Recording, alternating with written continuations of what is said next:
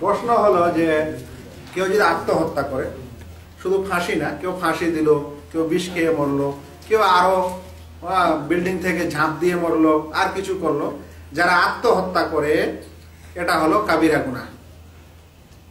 আর এই কবিরা গুনাহ করার কারণে সে ইসলাম থেকে বের হয় না।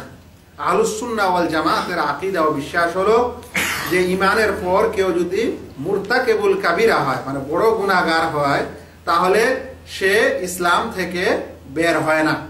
সেই কারণে এরকম লোকেরা যারা আত্মহত্যা করে তারা কাফের হয়ে মারা যায় না, যদি সে কুফরি কোনো কাজ না করেছে মৃত্যুর পূর্বে। নচেত সে আসলে যদি মুমিন হয়, ঈমানের সাথে ঈমান তার ছিল কিন্তু আত্মহত্যা করেছে, তাহলে সে একটা কবিরা গুনাহ করেছে। আর এরকম হলে সে কাফের হয়ে মারা যায় না। তাই তার জানাজা দিতে হবে এবং সে মুসলিম গোরস্থানে তার দফন হবে এবং তার জন্য ইনশাআল্লাহ দোয়া হবে।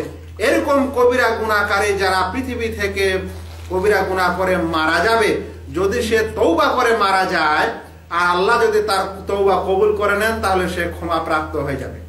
আর যদি তার সে তওবা করেনি, বড় গুনাহ করে দুনিয়া থেকে বিদায় নিয়েছে, এরকম আরো যে কোনো বড় গুনাহ হোক, তাহলে কিয়ামতের দিনে আল্লাহ চাইলে তাকে ক্ষমা করবেন, আর না চাইলে তাকে তার গুনাহ অনুযায়ী শাস্তি দিবেন, তারপরে তার জন্য জান্নাতে যাবে।